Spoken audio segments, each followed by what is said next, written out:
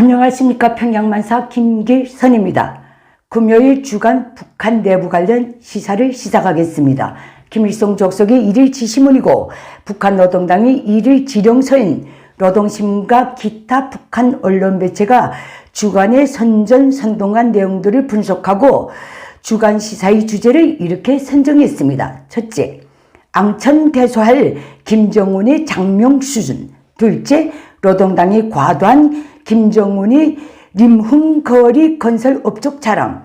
셋째, 일꾼들이 일을 안 한다와 관련된 선전 내용을 분석해드리고, 다음 네 번째로는 김정은을 보유하라, 이에 관련한 선전 내용을 분석해드리고, 그 다음에 다시 등장한 민족 탈용을 분석해드리고, 그 다음 마지막으로 북한 소위 내교에서 지금 웃기는 사실을 알려드리겠습니다.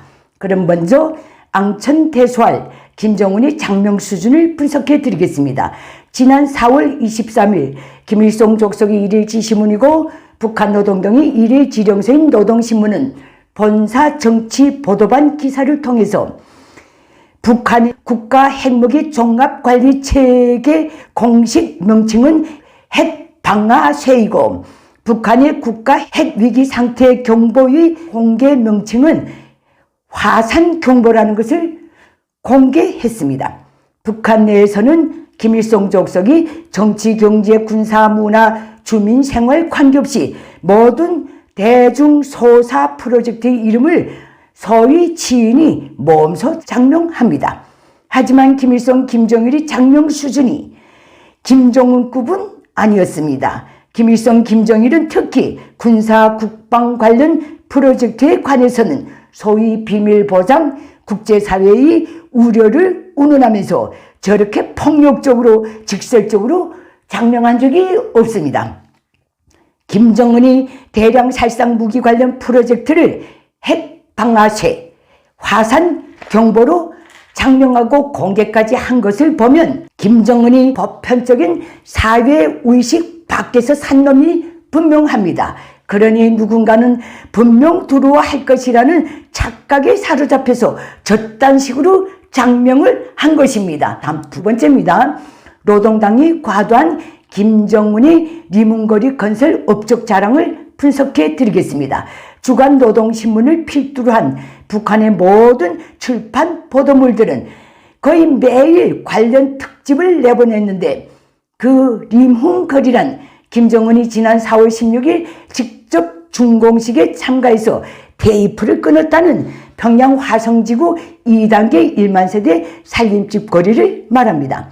북한의 언론 매체들은 이 림흥거리에 대해 김정은 조선의 비약적 발전상이 웅축된 거리다.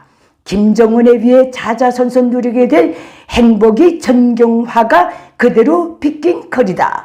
김정은의 불면불후 헌신 순관 이상이 아나온 고귀한 결실이다. 김정은이 평양을 세계적 인민의 이상도시 전변 웅지가 낳은 거리다.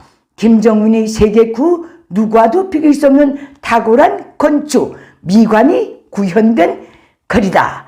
김정은이 직접 발기자 시공주 건설주가 돼서 1,000여 건 이상의 설계도를 봐준 거리다. 이 선전에서 제일 앞거는 김정은이 인민을 위한 길에 한 몸 그대로 모략이 돼서 부셔진데도 더 바랄 것 없다는 고결한 인생관을 안고 지은 거리다 라는 궤변입니다. 모략로 부셔질 것까지 있습니까? 그 자리에서 내려오면 되는 거지. 얼마 전에 전해들은 평양 소식에 비하면 평양 김일성 광장 주변의 저고층 고급 아파트들도 아래 우층을 오가면서 물을 길러다 먹고 승강기가 작동을 하지 않아서 발로 오르내리고 있다는데 화성지구라면 거의 논밭밖에 없던 평양시 주변의 구역입니다. 거기서 이제 살 주민들 또 얼마나 불편하겠습니까? 다음 일꾼들이 일을 안 한다는 노동당 선전 내용을 분석해 드리겠습니다. 이에 대해 노동신문은 주간 여러 차례 기사를 통해 이렇게 간부들을 비난했습니다. 일감을 찾아서 할 생각을 하지 않는다. 새로운 일감이 제기되면 회피부터 하려고 든다. 적당히 굶될 생각만 하고 있다. 조건이 불리해서 별 수 없다는 식으로 쉽게 물러서고 있다. 이것을 시키면 저것을 걷어치우고 저것을 시키면 이것을 버리는 식으로 일한다.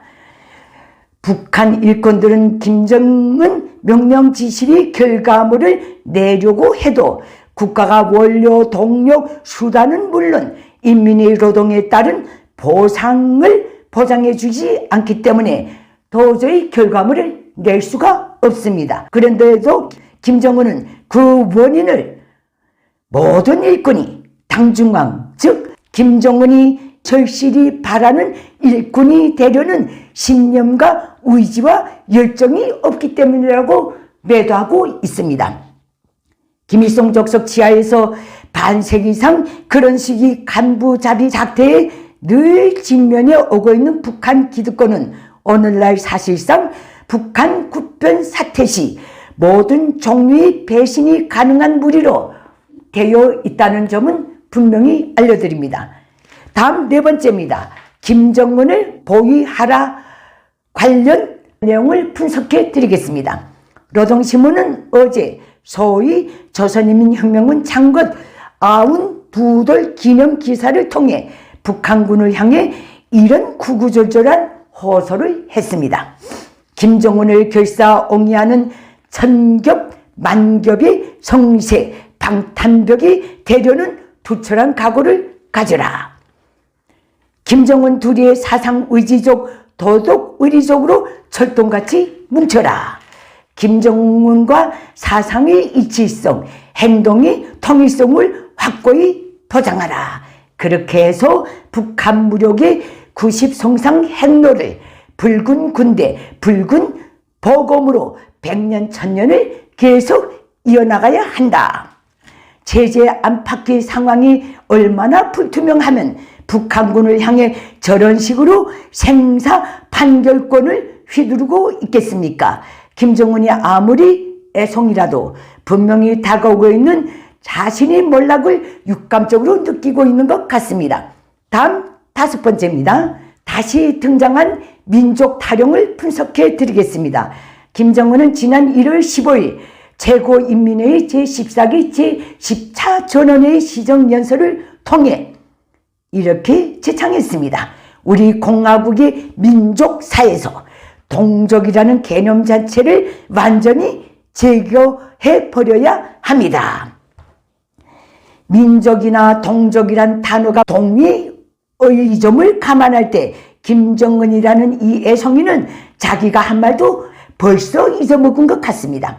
그래서인지 김정은의 일일 지시문이고 노동당의 일일 지령서인 노동신문은 주간에 여러 중요 기사들을 통해 1월 15일 이후 처음으로 민족경제, 민족의 장래 운명, 민족성, 반말년 민족사, 조선민족 등과 같은 단어들을 무려 12번 이상이나 게재했습니다. 그래서 김정은이 왜 자기 말을 번복했는가 며칠간을 생각해 봤습니다.